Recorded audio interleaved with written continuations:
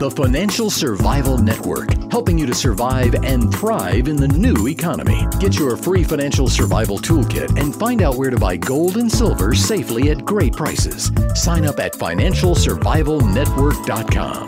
This is the Financial Survival Network. 1490 WGCH. This is Kerry Lutz, and you're listening to the Financial Survival Network, which is brought to you by Miles Franklin. They've been in business selling gold since 1990, and I'm a customer because when you buy, they ship.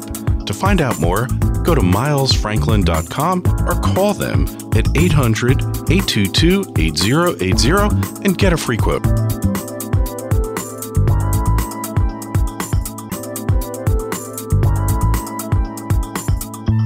Across Europe, there seems to be a bunch of bank glitches taking place. RBS, Russia's largest bank, in Germany, people are having trouble getting their money. Credit cards aren't getting honored and debit cards aren't being paid. Is this a coincidence? Is it symptomatic of a larger problem? Andy Hoffman of milesfranklin.com is here to discuss it. Hey, Andy, how are you? Great. Looking forward to meeting you this week. Hey, me too. Freedom Fest, here we come. It's in Vegas, starting, the reception's July 11th, and it starts full-blown July 12th through the 14th, and some fun times ahead, unless you're one of the people running out of fingers, trying to keep the holes in the dike from spreading, huh? Yeah, well, what we're talking about is just an extension of the problem. We've been watching bank runs across Europe for a year now. In Greece, they've been going on for 2 years. With all the hype about how they're somehow bailed out with money that's never been approved by anybody, the fact is money has continued to leave the banks. I think last month in Greece was the largest single month bank run they've had. And now what you're having, by coincidence, is all of a sudden the banks claiming these glitches where they can't give out money or give out credit. And we've seen them at Royal Bank of Scotland, BNS in Italy, at Postbank in Germany, and I think it's called Sperl Bank in Russia. These are major banks that you cannot get your money from right now, as we speak. And I have an interesting story to tell about something that happened to me in the States, because, you and I live this stuff. And if you're not interested in it now, you definitely need to be, because anybody who's hearing our voice, all of you, this could happen in the U.S. tomorrow. So I go to Citibank. I still keep money there for some reason that I don't understand, but it's neither do I. Bad habit. So, but their ATM network is, assuming it keeps working, it used to be the best.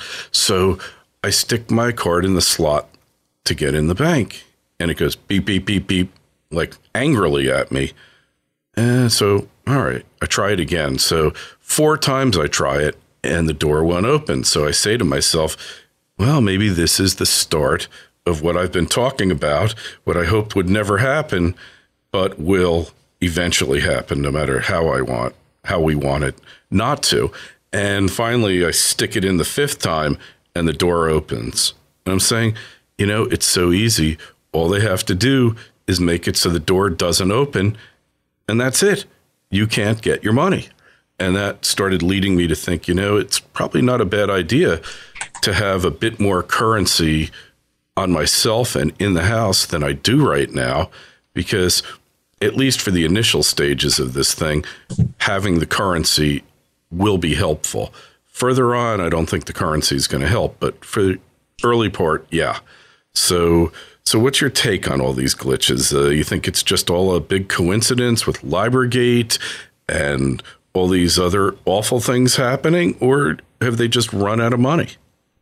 Well, nothing's a coincidence. FDR said it himself. He said everything in politics happens for a reason. And there's just too many things going on at once here to believe that they're not related. The fact is, the banks are hopelessly insolvent. That's why they keep having to mention new bailouts in the Spanish banks. And last week, it was the entire Europe. They just lowered interest rates on Thursday in Denmark to below zero, in the ECB in China. They did a new QE program in England. Did you see the Japanese economic data this morning? I mean, my God, there'll be another one coming there. It's all a symptom of the same thing. And people, what they forget about people are so focused on today, they're forgetting about what happened in 2008 and 2009, and they're forgetting why the government needs to manipulate the Dow Jones propaganda average so staunchly. Back in 2008, when everything fell apart, Citibank had a maximum withdrawal limit. I forgot what the amount was, but they did exactly what they're doing here. They still have one, by the way. They still have one, and it was much lower back then, to the point where people were terrified, because if you're a major corporation or a major high net worth individual, it was almost the equivalent of not being able to get your money out. And also at the same time, that's when the government actively discussed and proposed confiscating IRAs. All it takes is one big drop in the Dow, and everything starts. Morgan Stanley's gone, the next weak links are gone, and then all of a sudden they're struggling for their TARPs and everything, which this time won't do a thing. And the next thing you know, the government's taking your IRAs and the banks are closing. And that's, Bill Holter, everyone should read the piece he wrote this morning called "Are You Ready for a Banking Holiday?" Because it's going to happen. And these are not glitches that are going to just work themselves out and we'll be fine 6 months from now. They'll get worse and worse until they're all gone. Look at the stock of Royal Bank of Scotland. This is one of the biggest stocks in all of Europe. It's down to like $6 now. It's falling every single day. People still can't get their money out of it. And we're sitting here wondering whether the ECB is going to approve the ESM so that they can print money and give it to these banks that have already gotten trillions and just wasted and squandered them. And now they're talking about negative interest rates. They already got them in Denmark now. Some of the countries like Germany and Switzerland already have 2-year bonds trading at negative interest rates. And I was reading an article today, I think it was by Michael Pinto, talking about how it's inevitable that the Fed's next move is going to be going to NIRP, because it's either that or full-blown QE. And when you go to NIRP, that's when you have a bank run, because they're charging you to keep your money in a bank that's not even safe in the first place. Hey, and here's something I want to talk to you about. This guy has a YouTube, and he's saying hyperinflation can't happen because even though all this money is being printed, he gives an analogy. He has a big bucket of cold water, and that's all the derivatives and non-performing loans and all that crap. And then the little bucket's hot water. That's the money being printed. And if you pour it into the big bucket, it's not really going to heat up the big bucket, which to my way of thinking is the big bucket's got a huge hole in it, and it can't hold any more of this stuff. It's overflowing, and what's overflowing is totally toxic and destroys everything in its path. But the concept that somehow hyperinflation can occur because prices aren't going up that quickly, incomes are going down, not up, it's just total fallacious reasoning, isn't it? Well, it's complete garbage. I mean, that's what Sinclair is. I mean, you don't need Sinclair to tell you this. We can tell you. But I'm saying he's been using the concept of, in the 70s, we had a cost push inflation, meaning the demand was so high that it was causing prices to go up. The problem now is prices have gone up because there's too much money. Demand has been plummeting, but they're printing more. They're printing to compensate for the loss of demand. And inflation, by definition, simply means an increase of the money supply, which you're seeing. I mean, God, Thursday, I just mentioned 5 different countries or economic blocks lowered rates or increased QE. It's all going to keep going because people like this guy in his stupid YouTube with his buckets don't realize that the second they stop printing, and I'm talking about if they said today, let's just see what happens for one day if we stop printing. The Dow will be down 500 points. Gold will be up $200, and we'll have mass, social anarchy everywhere, and the media talking about the end of the world. You'll see Morgan Stanley stock plummeting $2, and everyone worried about that. That's all it takes. It has nothing to do with demand. It has to do with how much money is being printed. There's a reason why inflate or die and NERP and ZERP are the T terms of today, because that's what's killing the world. And they're only going to get worse. This is what happens to every single fiat currency that's ever been made throughout history, except this time around, the fiat currency is for the entire world, not for one country or one little group of countries. It has to end. And whether it ends in July of 2011, October of 2011, or November of 2012, 12 and 13, it's going to be soon. Absolutely. There was a guy, Paul something, I can't remember his last name. He wrote a piece. Brodsky. Brodsky. Have central banks gotten to the point where it's print or die? And I would aver, and I think you'd agree, they've been at that point for 4 years. They have to keep printing because otherwise the too big to fails immediately fail. And then we have a deflation where $1 becomes worth $100. We have all that inflation being wrung out of the system in literally a matter of hours. And that is a frightening picture. So it's print or die. There's no way out. And eventually printing causes loss of faith. Now, one other thing, we've been talking about these banking holidays, you and I, for months already. I mean, it's an inevitability because there's a limit to central banks' ability to just create out of thin air without destroying the currency. So they're all going to fail one way or the other. But the concept that maybe the loss of confidence doesn't come so much from their zombie-like state of finances, their negative net worth, or the Fed's inability, but rather a compromise to the system, whether it's, whether these really are technical difficulties, but people stop having confidence in their ability to get their money out of the bank, and then they descend like swarms of locusts. Right. And they're not technical problems, not in the slightest bit. In fact, I bet you some of these banks aren't even actually saying that there are problems. They use the word glitch because they don't want to use the word technical issue. They're trying to use an ambiguous term that no one will understand. The fact is that they don't have the money. And it's as simple as that. And as far as Brodsky, Brodsky's a friend of mine. He's a brilliant guy. But I mean, to say that they're reaching that point now, Richard Russell coined that term in 2002, inflate or die. That's when I started reading. And he's been right, because ever since 2002, they've ramped up the printing, and look what we've got for it. Nothing. The only difference between the threshold back in 2000 or 2002 and now is that now it's going to be, they're going to have to go to the stage where they can't be coy about it. Like my friend Mike Krieger says, the Fed's strategy now is to talk up the economy, talk down printing, and pray. But at some point soon, they won't be able to talk down printing, because the second that he even hints that he's not about to do something new, everything's going to crash. We're going to be probably by the end of this year. I would be shocked if we make it to the end of this year, where we're talking about full-blown, unabashed, no holds barred printing money in the last-ditch attempt for the guys in charge to get as much of this out of the system as they can, to buy as much gold personally in their private accounts, to move their houses into safe places, and to prepare for what's coming, because there's going to be no more. I mean, you see the Spanish bailout, the Greek bailout, the European bailout. These things aren't working in the slightest. The stocks are going down, the bonds are going down, the economy's going down.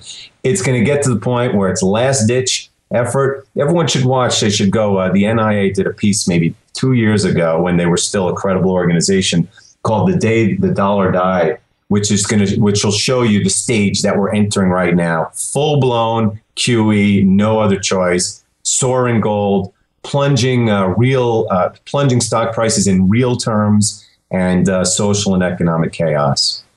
Yeah, sad, but I tend to agree with you, and have for a long time, that there's really no other way out.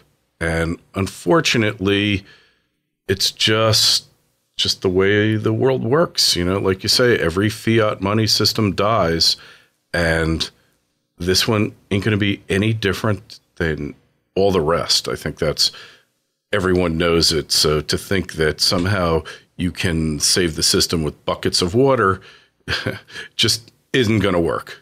That's right. It'd be like saving the Titanic with buckets of water. You just make it worse. Yeah, like a better water pump. That's what we need. Yeah. Like I remember, as an analogy, one time there was a guy from the Food Additive Association, and they were all upset because food additives are bad for you. And he said, what this country needs is a stronger white rat. So that's good. Yeah, that's what the Fed needs, is a stronger white rat that will hide the truth better than they're doing now, which isn't very well at all to those who care to see what's really going on. So it's going to be an ugly second half of the year, and I can only pray that people think long and hard about taking precautions. And if these glitches per se don't scare the heck out of people, and I mean, again, why would you keep your money in the bank when it's earning zero to at least 2015? What is the purpose of keeping your money in a bank? I mean, forget if you even want to go for the real money gold thing and change your mindset.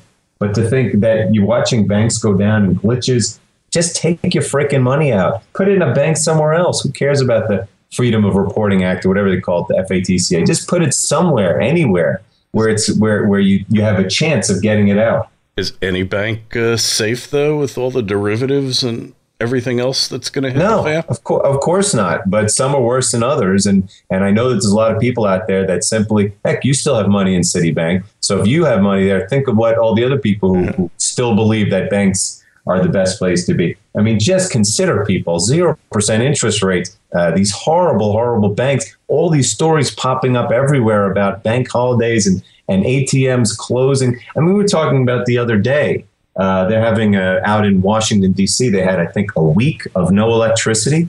Right. I mean, we're talking about heavily populated areas. And I was talking to my friend. I go, do you think your marriage would survive a week in 100-degree weather with no electricity? I mean, people will be killing each other. And that's nothing compared to if you can't have any money, let alone if you have shortages in the food chain. So, I mean, there's just so many things going on. And anyone who believes for a second that this is somehow going to resolve itself positively is insane. Yeah. Yeah, we can see that one. We can see the handwriting on the wall here. It ain't going to be pretty, and better to be forewarned. And somebody was saying, what's the worst thing that'll happen if you're wrong? You know, what happens? If everything turns out picture perfect, where are you then? And you know what? You're no worse off than you are today. Maybe a little better off. Yeah. So, hey. But it won't happen that way. History says it won't happen that way, and certainly not in a case where the entire world is stuck on the same problem. It would be one thing if it was just the United States, and you could say, all right, well, China will be okay, Japan will be okay, you know, maybe they can, you know, take up some of the slack. Everyone's in this together. Yeah. I mean, Japan's machine orders dropped 15% last month. I mean, what more do I need to tell you about the economy going south everywhere? What do you think? Next month it'll be up 15%? It'll be down again the next month and the next month, like it's been for 22 years in Japan. Uh-huh. Yeah, no doubt. No doubt you are correct. And no doubt this is systemic, and everybody, all of you, need to be prepared, because there's really no other way, I wouldn't say out of it, but to survive it. So on that note, Andy, milesfranklin.com, when's the blog coming out today? Oh, it always comes out about 2 p.m. Central, 2 p.m. Mountain, so about 4 p.m. Eastern. Well, it's definitely must reading, Andy. Hey, we'll see you at Freedom Fest. Safe travels. You too.